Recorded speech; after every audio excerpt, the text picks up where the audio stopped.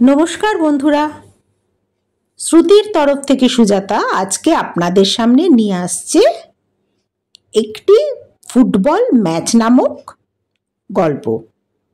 লেখক নারায়ণ গঙ্গোপাধ্যায়। বর্তমান দিনে তো আপনারা ফুটবলের বিভিন্ন টুর্নামেন্ট দেখেন এবং শোনেন, আইএসএল, ডুরান্ড কাপ, আরও কত কি। কিন্তু চার মূর্তি কিভাবে ফুটবল খেলেছিল সেটা তো আমাদের জানতেই হবে। আর সেটা জানতে গেলে অবশ্যই শুনতে হবে নারায়ণ গঙ্গোপাধ্যায়ের একটি ফুটবল ম্যাচ।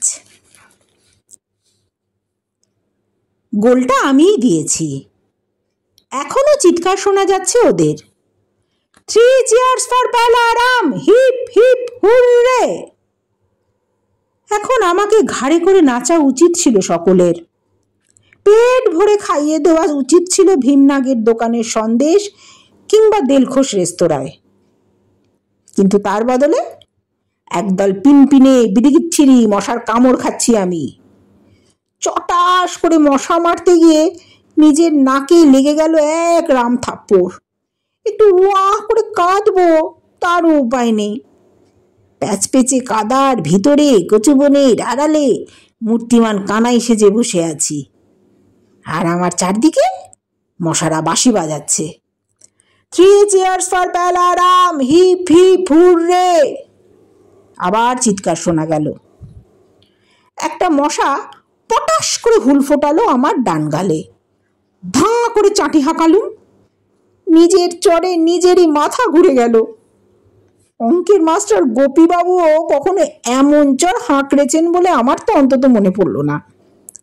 গেছি গেছি বলে চেঁচিয়ে উঠতে গিয়ে বাপ বাপ করে সামনে নিলুম। দমদমার এই কচু বনে আপাতত আরো ঘন্টাখানেক আমার মৌনতার সাধনা। সন্ধ্যার অন্ধকার নামবার আগে এখান থেকে বেরোবার উপায় নেই আমার। চিৎকারটা ক্রমশ দূরে মিলিয়ে যাচ্ছে,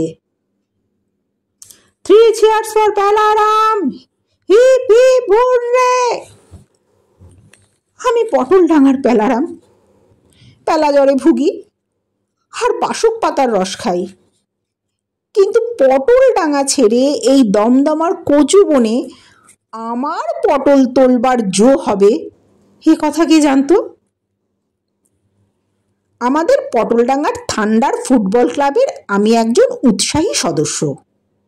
নিজে কখনো খেলি না, তবে সব সময় খেলোয়াড়দের প্রেরণা দিয়ে থাকি।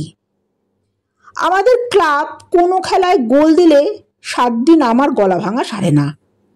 হঠাৎ যদি কোনো খেলায় জিতে যায়, যেটা প্রায় কখনোই হয় না, তাহলে আনন্দের চোটে আমার কম্প দিয়ে পেলা জ্বর আসে। সদস্য হয়ে ভালোই ছিলুম, গোলমাল বাঁধলো ফরওয়ার্ড হতে গিয়ে।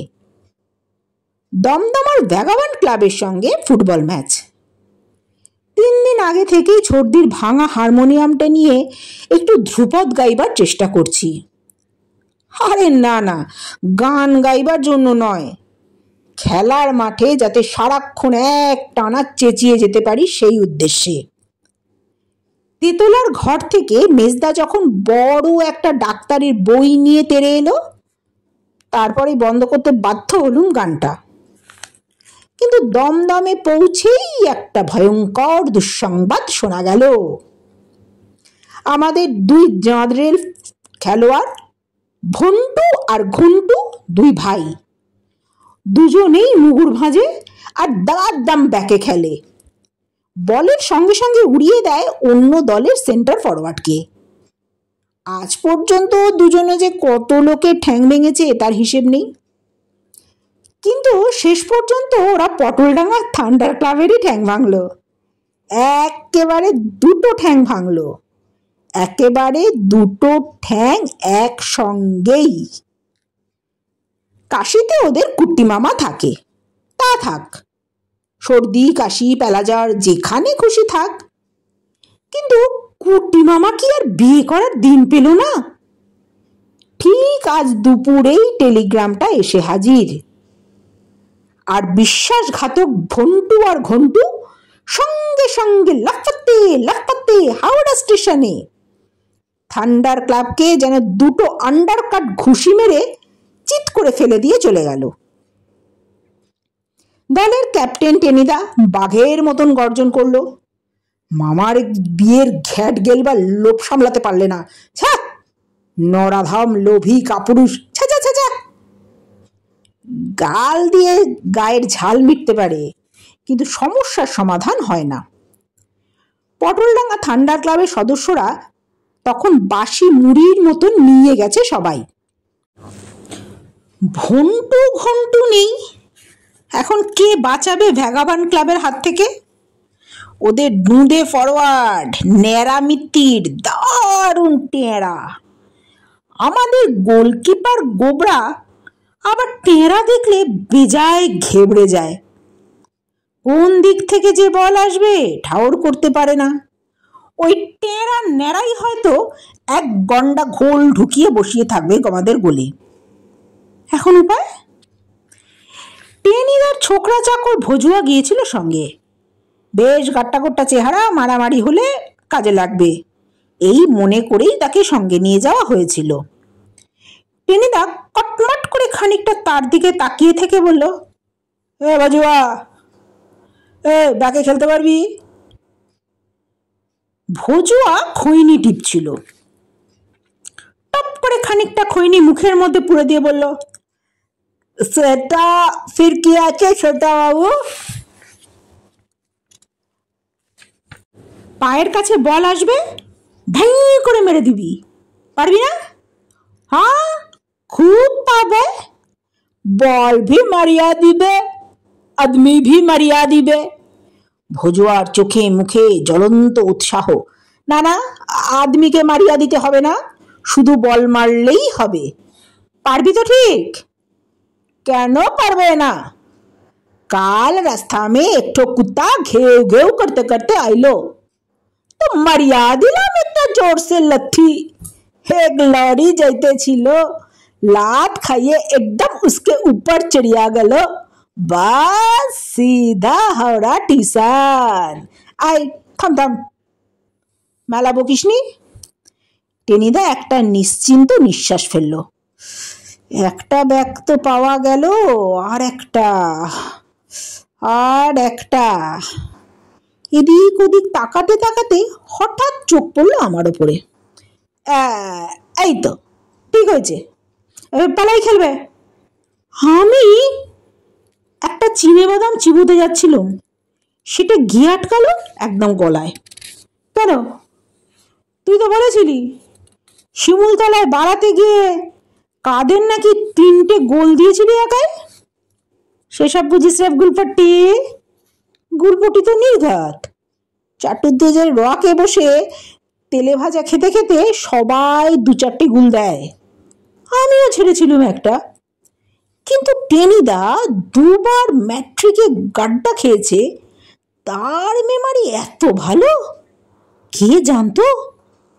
বাদামটা গিলে ফেলে আমি বললুম, না না, গোলপট্টি হবে কেন, পেলা জ্বরে কাহিল করে দিয়েছে, নইলে এতদিনে আমি মোহন বাগানে খেলতুম।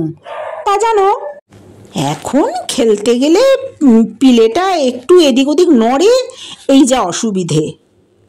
পিলে তো নড়বেই, পিলে নড়লে তোর পেলা জ্বরও সরে পড়বে।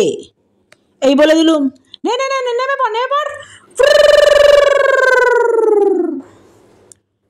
রেফারির বাঁশির আওয়াজ। আমি কি বলতে যাচ্ছিলাম তার আগেই এক ধাক্কায় টেনিদা আমাকে ছিটকে দিলে মাঠের ভেতরে। পড়তে পড়তে সামনে নিলুম, ভেবে দেখলুম গোলমাল বেশি বাড়ানোর চাইতে 2-4টে গোল দেওয়ার চেষ্টা করাই ভালো। যা থাকে কপালে, হাজ পেলারামেরই একদিন, কি পেলা জ্বরেরই একদিন। খেলা শুরু হলো। ব্যাকে দাঁড়িয়ে আছি, ভেবেছিলুম ভজুয়া একাই ম্যানেজ করবে, কিন্তু দেখা গেল মুখ ছাড়া আর কোনো পুঁজি নেই ওর। একটা বল পায়ের কাছে আসতেই রাম শট হাঁকড়ে দিলে, কিন্তু বলে পা লাগলো না, উল্টে ধরাস করে শুকনো মাঠে একটা আছাড় খেলো ভজুয়া। ভাগ্যিস গোলকিপার গোবরা তককে তককে ছিল, নইলে ঢুকেছিল আর কি একখানা। হাই কিক দিয়ে গোবরা বলটাকে মাঝ মাঠে পাঠিয়ে দিলে। রাইট আউট হাবুল সেন বলটা নিয়ে পাই পাই করে ছুটল। ফাড়া কাটলো এ যাত্রায়। কিন্তু ফুটবল মাঠে সুখ আর কতক্ষণ কপালে থাকে? পরক্ষণেই দেখি বল দ্বিগুণ বেগে ফিরে আসছে আমাদের দিকে, আর নিয়ে আসছে সেই টেরা ন্যাড়া মিত্তির। ভজুয়া বোঁ বোঁ করে ছুটল, কিন্তু ন্যাড়া মিত্তিরকে ছুঁতেও পারল না। খুট করে ন্যাড়া পাশ কাটিয়ে নিলে ভজুয়া একেবারে লাইন টপকে গিয়ে পড়ল লাইন্সম্যান ক্যাবলার ঘাড়ে। কিন্তু ভজুয়ার যা খুশি তাই হোক, আমার তো শিরে সংক্রান্তি। এখন আমি ছাড়া ন্যাড়া মিত্তির আর গোলকিপার গোবরার মাঝে কেউ নেই।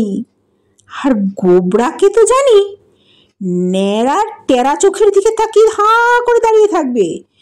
কোন দিক দিয়ে বল যে গোলে ঢুকছে সেটা টেরও পাবে না। Charge charge! সেন্টার হাফ থেকে টেনিদার চিৎকার শোনা গেল, পেলা চার্জ! জয় মা কালী! এমনিতেও গেছি অমনিতেও গেছি, দিলুম পা ছুড়ে। কি আশ্চর্য! ন্যাড়া মিত্তির বোকার মতো দাঁড়িয়ে বলটা সোজা ছুটে চলে গেছে হাবুল সেনের কাছে। ব্রেভো ব্রেভো পেলা! চারদিক থেকে চিৎকার উঠল।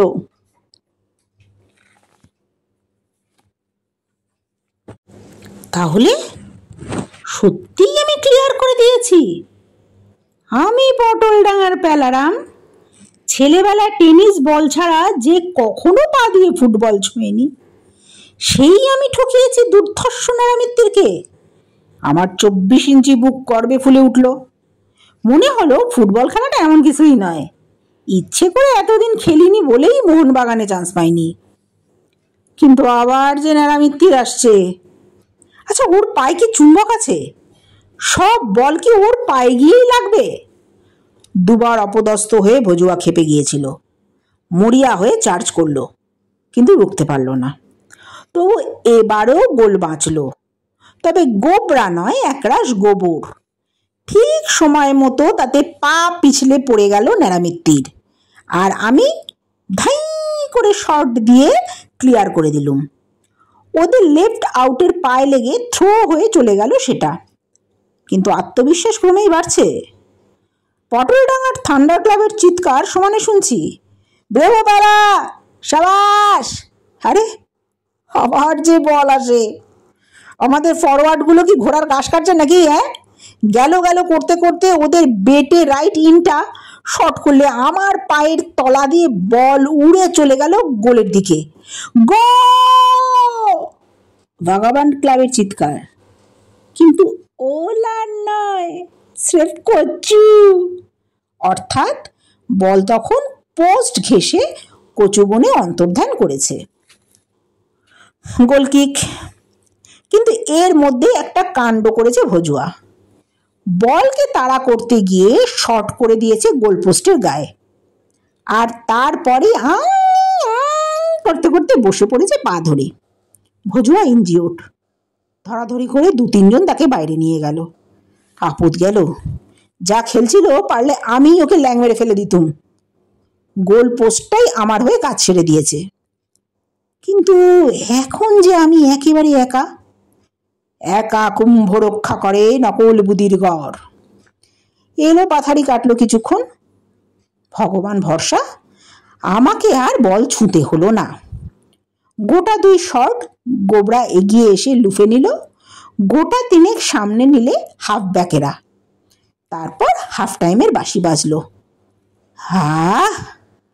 কোনো মতে ফাড়া কাটলো এ পর্যন্ত। বাকি সময়টুকু একটু সামলে নিতে পারলে হয় আর কি। পেটের পিলেটা একটু টন টন করছে, বুকের ভেতরেও খানিকটা ধরফরানি টের পাচ্ছি। কিন্তু চারদিক থেকে তখন থান্ডার ক্লাবের অভ্যর্থনা, বেড়ে খেলেছিস পেলা, সাবাস! এমনকি ক্যাপ্টেন টেনিদা পর্যন্ত আমার পিঠ থাবড়ে দিলে, বললে, তুই দেখছি বেশ রেগুলার ফার্স্ট ক্লাস প্লেয়ার। হ্যাঁ, না, এবার থেকে তোকে চান্স দিতেই হবে 2-1 বার। এতে আর কার পিলেটিলের কথা মনে থাকে? বিজয় গর্বে 2 গ্লাস লেবুর শরবত খেয়ে নিলুম। শুধু ভজুয়া কিছু খেলো না, পায়ে একটা ফেটি বেঁধে বসে রইল গোঁজ হয়ে। টেনিদা দাঁত খিচিয়ে বললে, সে তো 1 নম্বরের বাক্কি নরেশ, 1 लाख से कुत्ता को लड़ी में चढ़ा दिया। তবু একটা বল ছুতে পারলে না। ভজুয়া 2 চোখে জিঘাংসা নিয়ে তাকিয়ে রইল।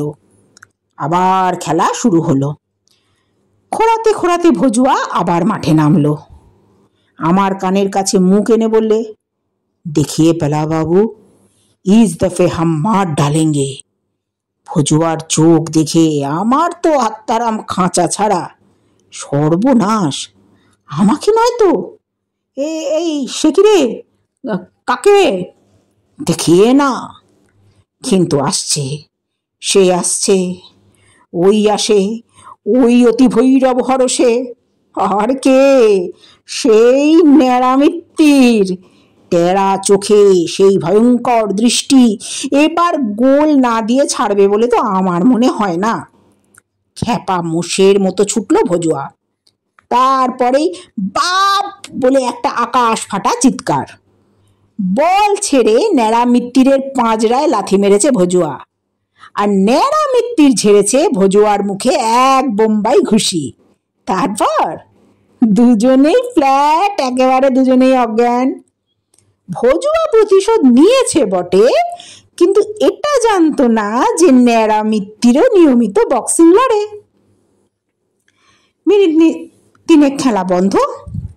পটলডাঙ্গার থান্ডার ক্লাব আর দমদমার ভ্যাগাবান্ড ক্লাবের মধ্যে একটা মারামারি প্রায় বেঁধে উঠেছিল। 2-4 জন ভদ্রলোক মাঝখানে নেমে থামিয়ে দিলেন, এই যা।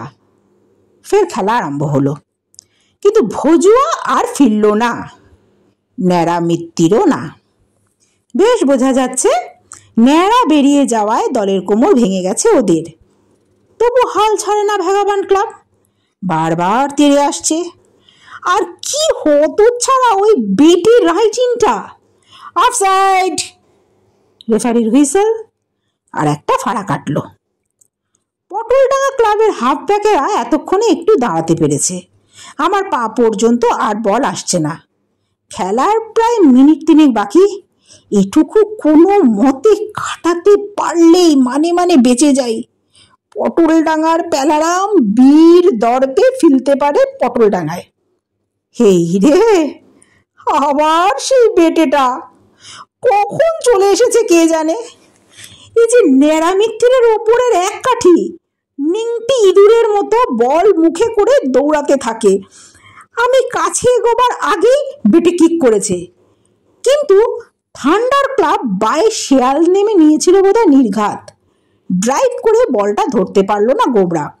তবু এবারেও বল পোস্ট ঘেঁষে বাইরে চলে গেল। কিন্তু ন্যাড়ামিত্তিরকে যে গোবরটা কাত করেছিল সেটা এবার আমায় চিৎ করলো। একখানা পেল্লায় আছাড় খেয়ে যখন উঠে পড়লুম, তখন পেটের পিলেটায় সাইক্লোন হচ্ছে। মাথার ভেতরে যেন একটা নাগরদোলা বঁ করছে। মনে হচ্ছে কম্প দিয়ে ফেলা জ্বর বুঝি এলো। আর 1 মিনিট, আর 1 মিনিট খেলা বাকি। রেফারি ঘড়ির দিকে তাকাচ্ছে বারবার। ড্র যাবে নিঘাত, যা খুশি হোক। আমি এখন মাঠ থেকে বেরোতে পারলেই বাঁচি। আমার এখন না বিশ্বাস, গোবরে আছাড় খেলে মাথায় এমন বোবো করে গড়ে, তাকে জানতো। গোল কিক! আবছাভাবে গোবরার গলার স্বর শুনতে পেলুম। কিক কর পেলা! শেষের ব্রাশি প্রায় বাজলো। চোখে ধোয়া দেখছি আমি। এইবার প্রাণ খুলে একটা কিক করব আমি।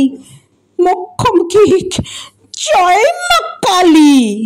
প্রাণপণে কিক করলুম। গোল!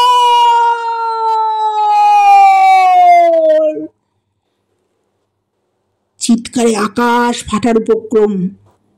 প্রথমটা কিছুতেই বুঝতে পারলুম না, এত জোরে কি শট মেরেছি যে আমাদের গোল লাইন থেকে ওদের গোলকিপারকে ঘায়েল করে দিয়েছে। কিন্তু সত্য দর্শন হলো কয়েক সেকেন্ডের মধ্যেই। গোবরা হাঁ করে আমার মুখের দিকে তাকিয়ে, আমাদের গোলের নেটের ভেতরেই বলটা স্তম্ভিত হয়ে দাঁড়িয়ে, যেন আমার কীর্তি দেখে বলটাও হতভম্ব হয়ে গেছে। তারপর তারপর আর কি, খেলার মাঠ থেকে 1 মাইল দূরের এই কচু বনে কানাই হয়ে বসে আছি। দূর থেকে এখনো ভগবান ক্লাবের চিৎকার আসছে, 3 cheers for Palaram, hip hip hooray, 3 cheers for Palaram, hip hip hooray, 3 cheers for Palaram, hip hip hooray।